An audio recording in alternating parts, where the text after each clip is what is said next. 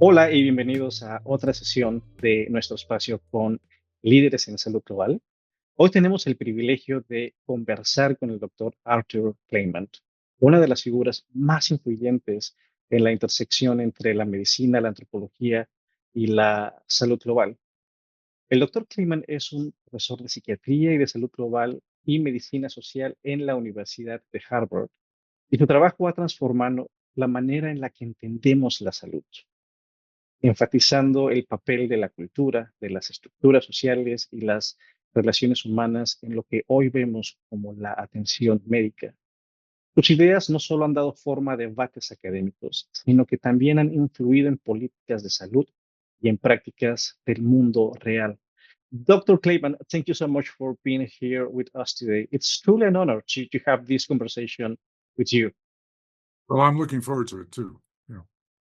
Thank you. Thank you. You have had an extraordinary career.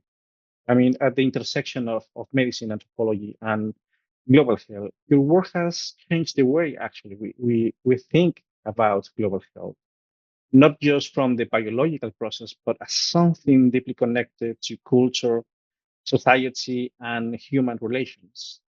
But beyond your professional achievements, I wonder if you could introduce us to Dr. Arthur Clement. Perhaps the most important question of this conversation would be this one. We would like to know who is Dr. Arthur Clement. Well, thank you for that question. And I'm 83 years of age, and I'm still finding out. I'm still learning the answer to this. So I don't think that my own philosophy of life is that you don't find yourself by going inward, and because going inward is a very messy business. There are many different things. You find yourself by going outward and doing things.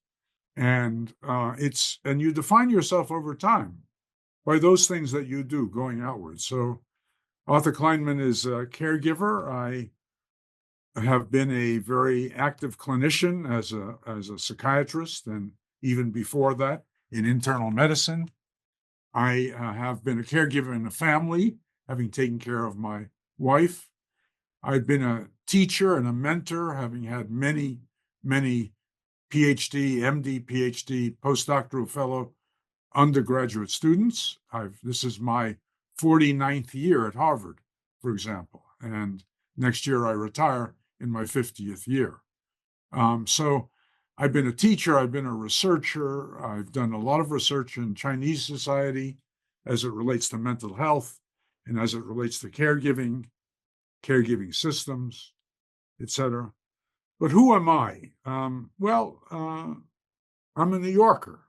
That's something important, even though I've lived for half a century in Cambridge, Massachusetts.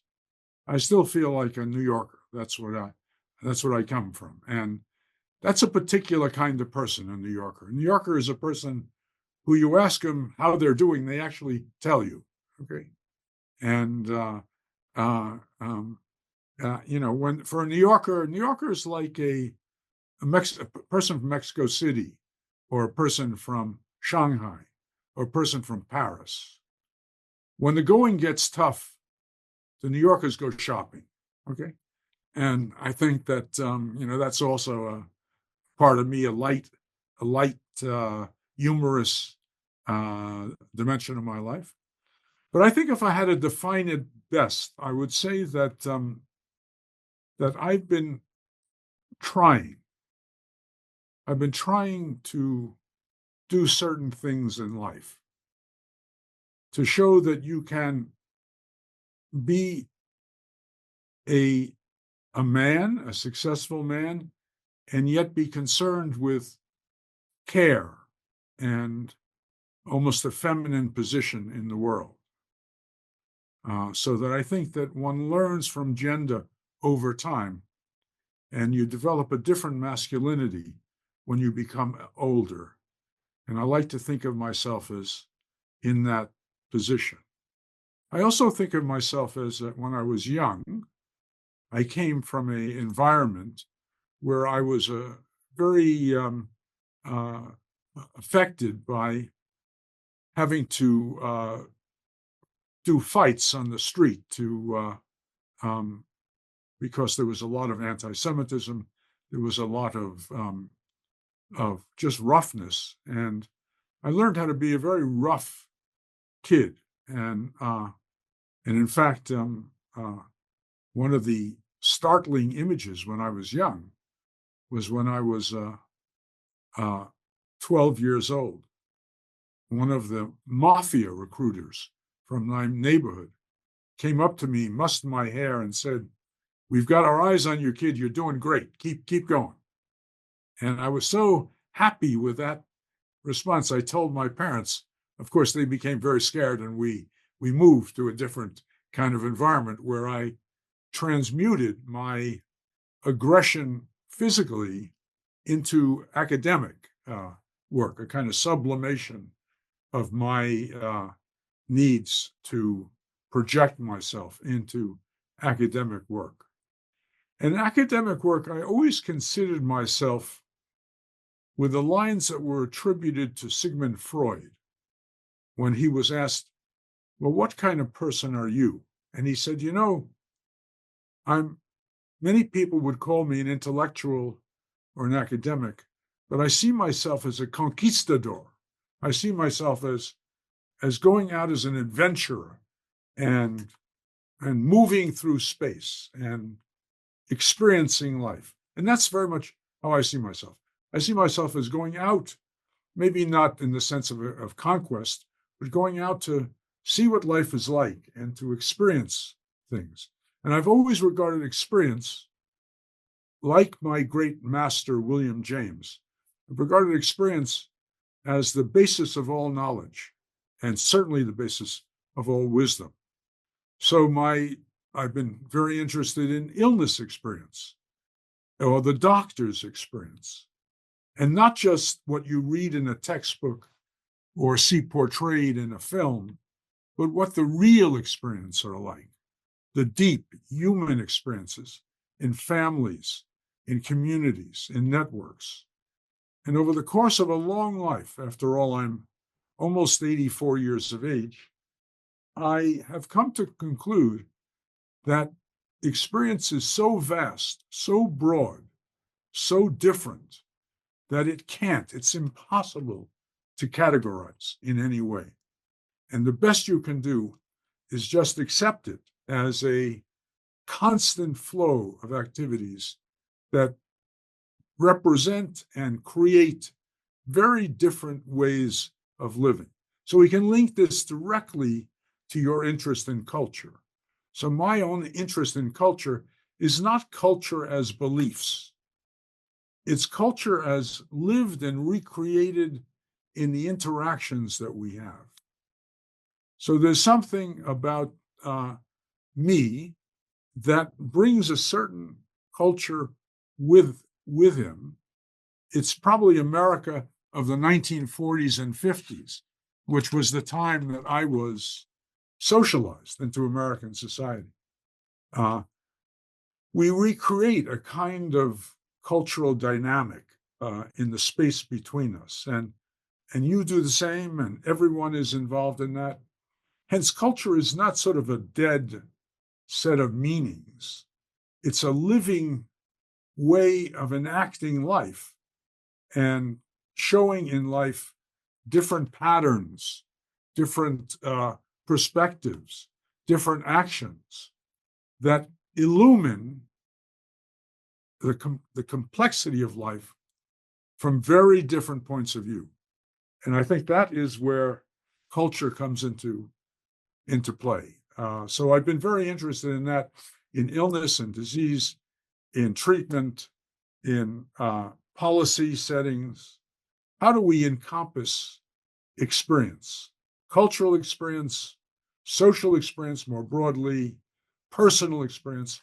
How do we take that into account when we do things like train doctors, organize healthcare systems, create policies and services?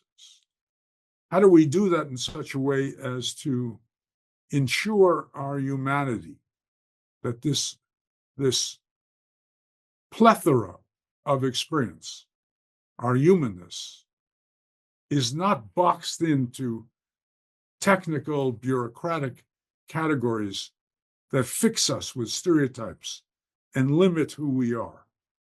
And my own feeling over the course of my life has been that if I've had any success, it's been to critique that effort by bureaucratic structures to organize categories that tell us that you can experience this, but you can't experience that, that you must act this way, not that way. These categories we have, whether they're mental health categories, whether they are categories of social life, they're always inadequate. And the human quality overflows them. And it's making room for that human quality that's very important. So right now, for example, I'm on a committee of the American Academy of Arts and Sciences on AI, robotics, and the future of mental health care. And I can see already that there are many ways that AI and robotics will help medicine and help, particularly in the mental health area, my area of specialty. But also there are potential dangers. And the great danger at the moment, in my view, is that chatbots may come to be sold to us as a way of increasing efficiency and replacing human therapists. And I think if that happens, we're going to have a global disaster on our hands, okay? Because chatbots cannot replace therapists. They can augment what therapists do. They can help in the treatment of illness, and they can help us reduce suffering, but they cannot replace the human being. Yeah, so that's a long-winded question that says who I think I am. That's fascinating to hear how personal experience shapes someone's career and life. And well, in your case, one of the most influential ideas that you actually have brought to global health is precisely the understanding that health systems are not just about, well, it's not about medicine, it's also about cultural systems. I wonder if can you share with us what it means to see health systems as cultural systems, and why Yeah, this perspective is so important for improving healthcare. yeah. I think that healthcare systems can be best understood as cultural systems if you begin with people who are sick and their families and social networks and watch what they do when they are sick, the way that they become sick, the way that they act, the decisions they make about what treatments to use, the kinds of treatments they employ. So we know, for example, from research all over the world, that somewhere around 70 to 75% of all illness experiences are treated only in the context of the family and the social network. They never get to biomedicine or even traditional forms of medicine. And that means, therefore, that it's the ideas and feelings and activities of sick people and their families that literally create what the healthcare system is. So the minister of health in a country may say, oh, the healthcare system is hospitals, clinics, pharmacies. But actually, the healthcare system is principally people. Okay, it's people who become sick. It's their family and social network. It's the actions that they undertake. It's decisions that they make. When they go to hospitals and clinics, they are in a very important, the most important part of what happens in those settings. So to begin with, culture is important because people bring culture with them in their definitions of sickness, in the way they behave when they're ill, in the decisions they make about treatment, and the way they respond to biomedicine and other systems of care. But you can say the same thing from the perspective of the professionals, that the professional doctor, the nurse, the nursing assistant, the health administrator, all of them bring into play not just a technical response, but the culture they've been socialized into as professionals. So I give you one overpowering example of this that my former student, Paul Farmer, pointed to as very important, and that is the way that public health experts become socialized, one almost wants to say seduced, into the idea of the scarcity of treatments. This is socialization for scarcity. So this is exactly what Paul and Jim Kim, Partners in Health, thought about in order to give high technology, advanced technology treatment to the poorest people in Haiti, in Peru, in Africa, for tuberculosis and HIV/AIDS. Their argument was that there was a moral need to provide good care to these people, and good care meant high technology care, and it could be done, but one had to begin with erasing this perspective that said that the poor people, they can only get a limited treatment because of scarce resources. And Paul Farmer showed, that in every public health crisis, almost every one, you can mobilize resources in order to make sure that people receive care. And I'd say what's come out of his approach, and that of many others who followed it, is the idea that you cannot have prevention without care. You can't just give to people preventive services. They must see that you're giving them treatments as well, or else they won't participate in those services. Nor should they, in my view, because of the moral unacceptability of deciding that some people are lesser and don't deserve treatment that other people get. In fact, that was one of the great things Paul Farmer said. He said, the problem of the world is that some people are considered lesser. Okay?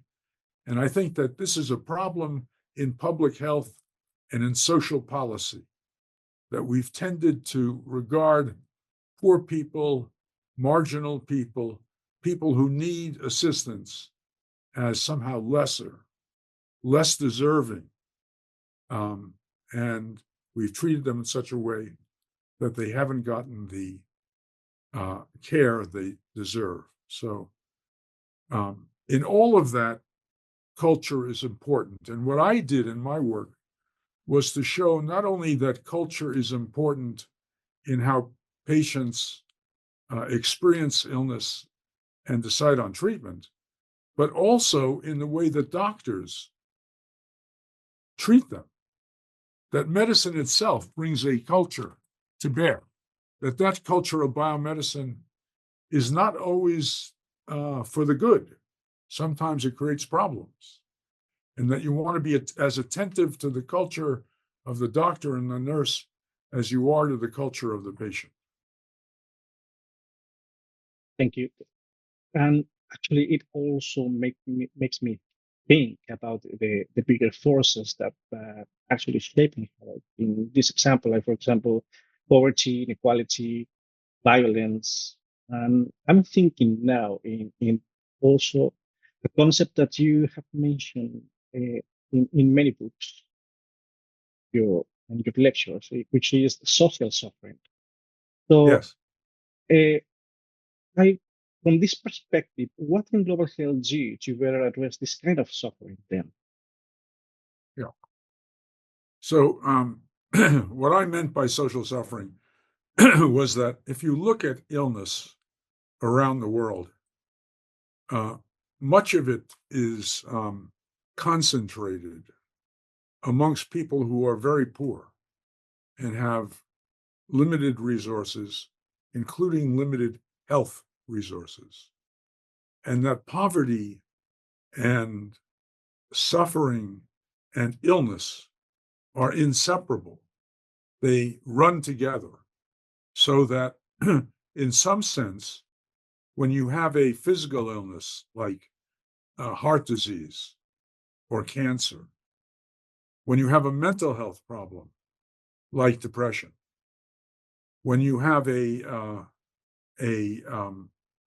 broader forms of suffering like deep poverty, homelessness, etc., there's something shared in all of this. There's something shared. And by talking about social suffering, I thought there were four important ideas to convey. One, that in the broader sense, you can put together people experiencing desperate social problems with people experiencing desperate health problems. Secondly, that health policies and social policies need each other. If you're going to have a health policy toward vaccination in Nepal and not take into account poverty and its relationship to where people live, that is, in the most remote areas, and how difficult it is to get vaccines to them, then you're not going to be able to handle that problem. So you must always think of health policy and social policy working together.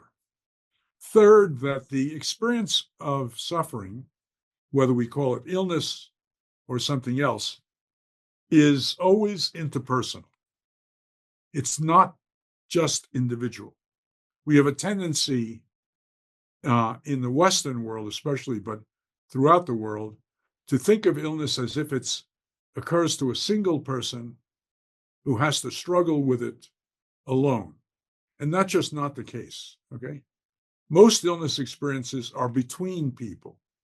So if you relate to a parent who has dementia, and you say, well, where is the locus of the dementia suffering? It's not just in the parent who has the dementia. It's in the adult children who are depressed, anxious, fearful, trying to figure out how best to care for their adult parent. And I think that you can always find this, that illness experiences are always interpersonal. And you have to understand the fact that they're between people and that they're being engaged by people together to understand the fullness of the experience and how you can improve things. And then the last thing, and it's an important qualification, is that not all the institutions developed to respond to suffering actually improve the situation. Sometimes the institutions created to respond to suffering actually make things worse. Okay. And so we see this in medicine with iatrogenesis, where the medical treatment itself creates disease. But we also see it in healthcare systems, where the healthcare systems of today are so organized around efficiency, institutional efficiency, that they become obstacles to good care. Right.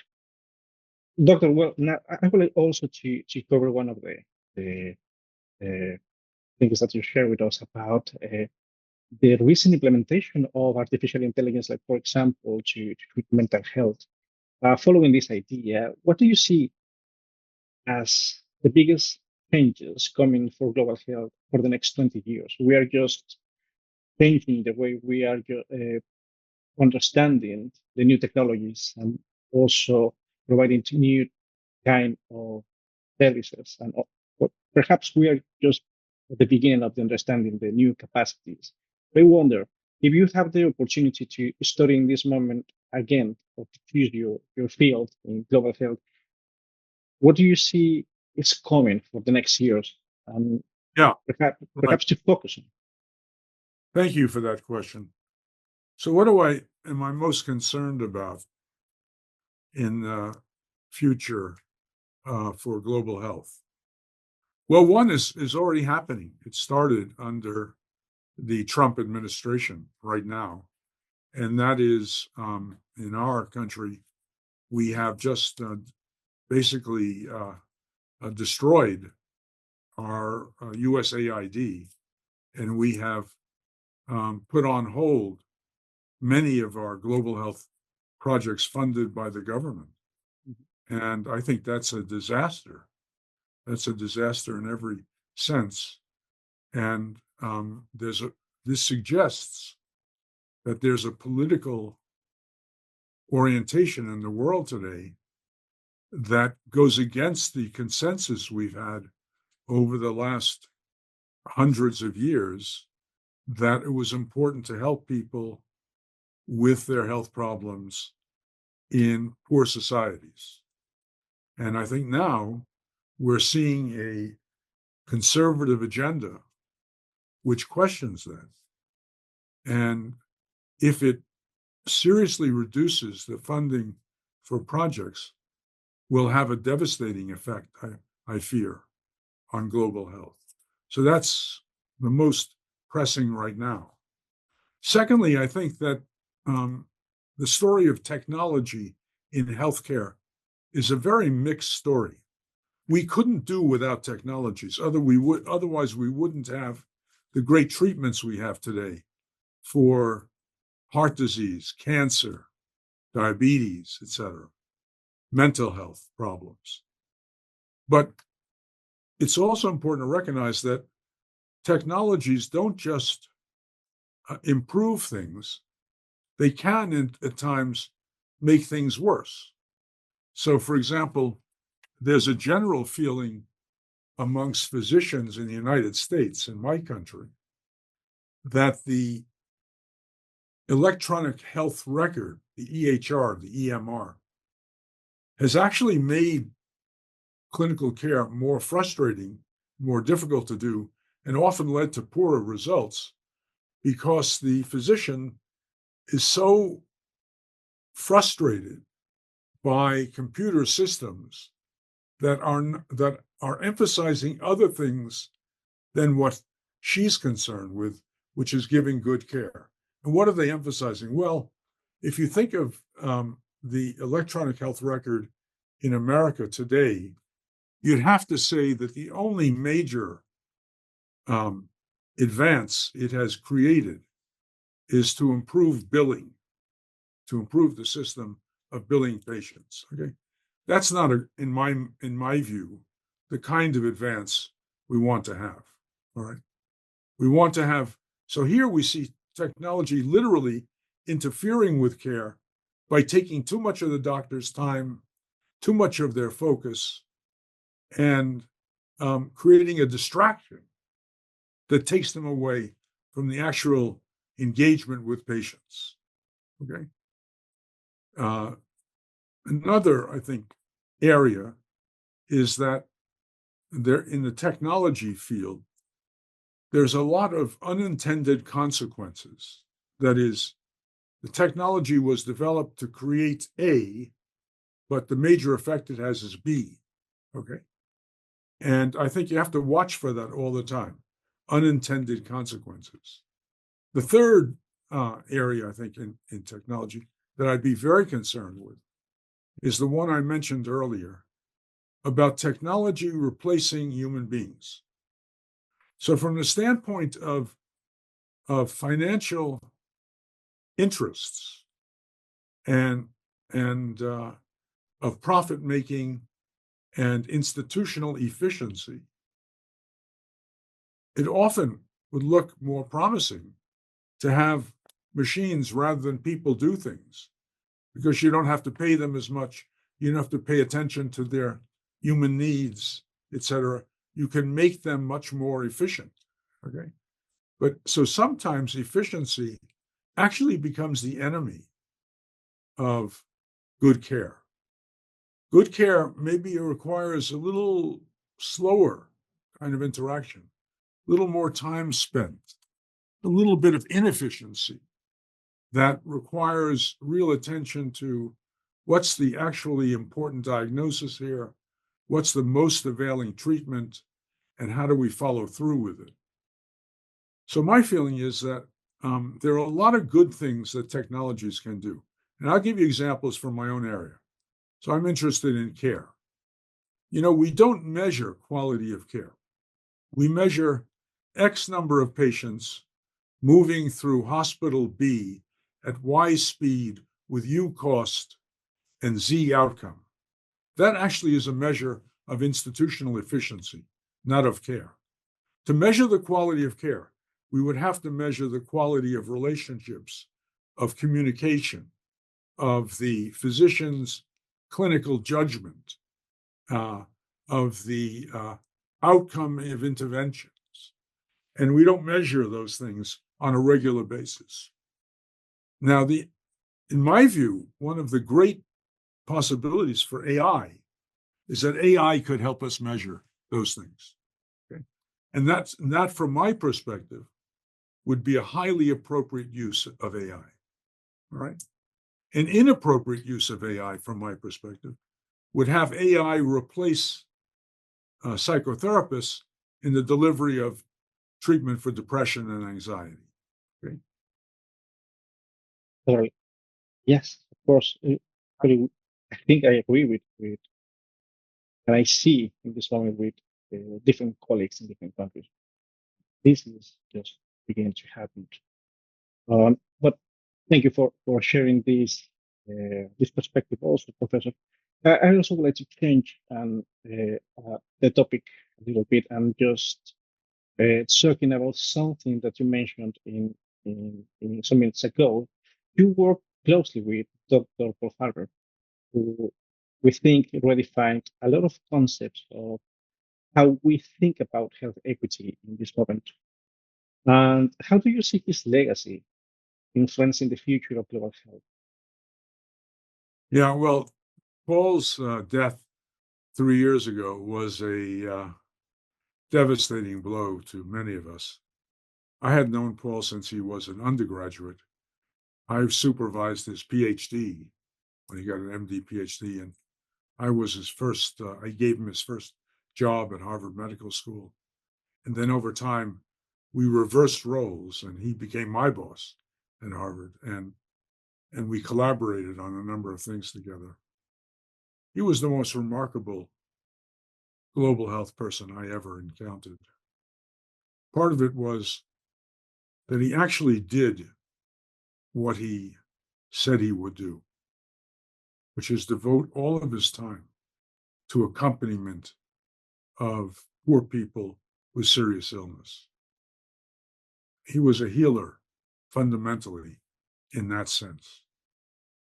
And to accompany people when you had to walk for hours in the devastating heat, up mountainsides, cross rivers, down into clinical deserts where there were no pharmacies, no medicines, etc.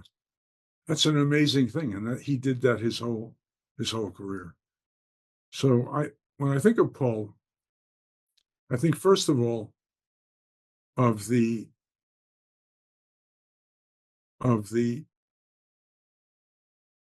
astonishing audacity of accompaniment. Paul asked us to spend time with the people who suffered real time, to get to know them, and to provide them with a kind of ongoing care and support. He saw that as a moral act required by the uneven playing field of life, in which some people have substantial resources and others have no resources at all. He wanted to correct that imbalance. He provoked us with this idea of accompaniment. And he did that with intention, as a provocation that would make us have to think about how would you make accompaniment a crucial part of global healthcare interventions. He wanted us to also reject the socialization for scarcity that I mentioned earlier, and said that you cannot do public health that way. It ultimately will fail if you do things that way. You cannot simply accept scarcity as a reason not to provide services. He also suggested that if you were going to respond to something like an Ebola outbreak or an outbreak of any other infectious disease, you needed space, staff, systems, and other things that supported the provision of high quality, technologically sophisticated treatments. And yet, when you look at Paul's work, he eschewed the idea of delivering such services independent of on-the-ground attempts by governments to provide care. So his approach, in my view, was the total opposite of Médecins Sans Frontières, which parachuted in, brought all their own things, and provided treatment. That's one model, and they've done a lot of good with it. But Paul's model was completely different. His model was you go somewhere and you stay there, and you work with the authorities. You don't go around the government, you work with the government, because your goal ultimately is to strengthen governmental procedures in the health domain, to strengthen governmental hospitals and public health programs, not to weaken them further. So I think there was a provocation in Paul's work meant to say, see, this is the way things should be done. Look at your own programs and challenge yourself as to whether you are doing these things, accompanying those in greatest need, rejecting socialization for scarcity, emphasizing the fact that the poor, the marginal, the stigmatized deserve the same quality care as the rest of society. And above all, I think Paul emphasized caregiving. It came out of several sources. One source was his own religious background as a Catholic. He took seriously the corporal acts of mercy. As a critical intellectual and medical anthropologist, he took seriously liberation theology and its commitment to the preferential option for the poor. As an academic, with a very substantial academic, he recognized that social suffering sometimes was made worse by the very institutions we worked with. That the WHO, the World Bank, could do a lot of good, but they could also be harmful if we didn't pay attention to the consequences of their actions, including unintended consequences. So that's how I see Paul. And I see Paul also as a kind of Pied Piper. He attracted young people. He made them feel that the ideals that he embodied were possible for them. He brought many, many young people into the field of global health and was one of the reasons that global health became so popular in universities and in settings all over the world. In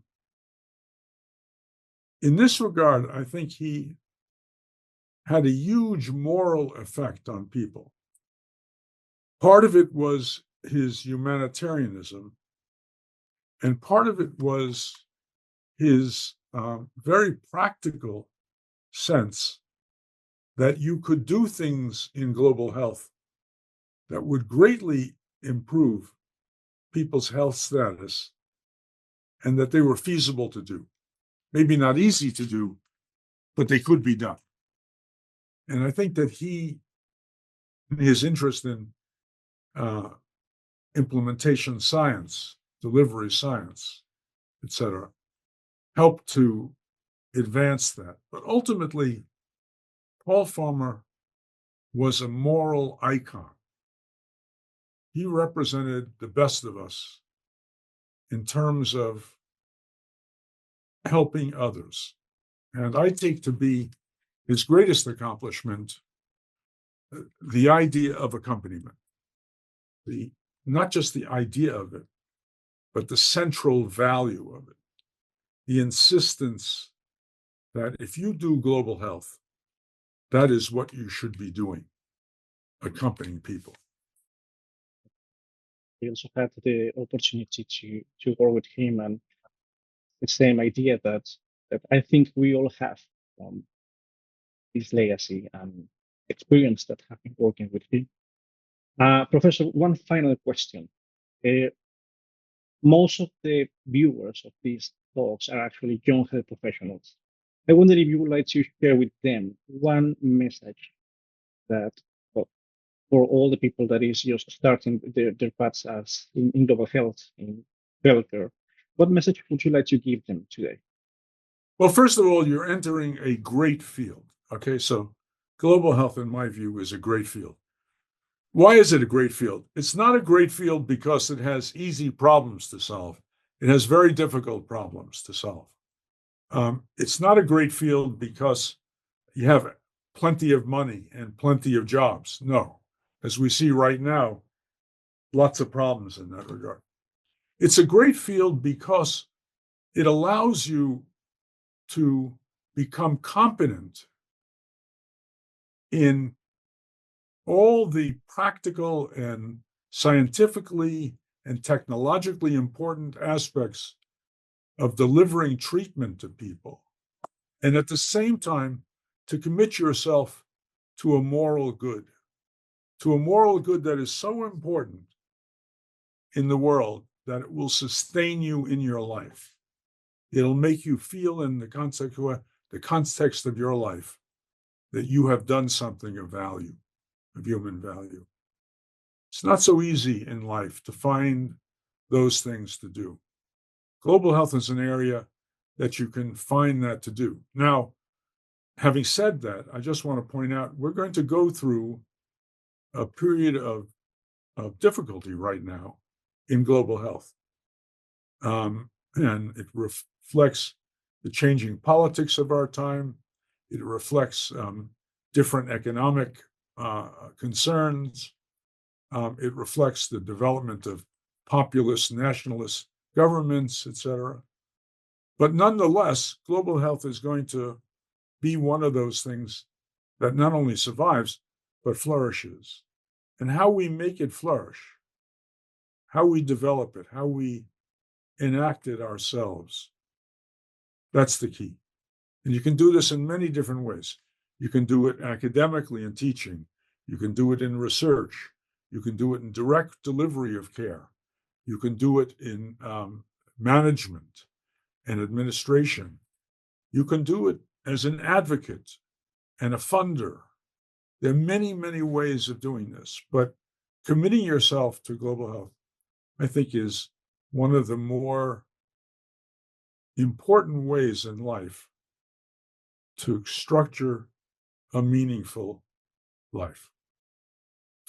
Thank you. Thank you, Doctor. Well, thank you so much for your time and also for this important message. For sharing all this experience and these concepts and histories with us. We truly appreciate your time and all the work that you have done for improving global health. So thank you again for that journey, and thank you again for giving us this space to have a conversation with you today.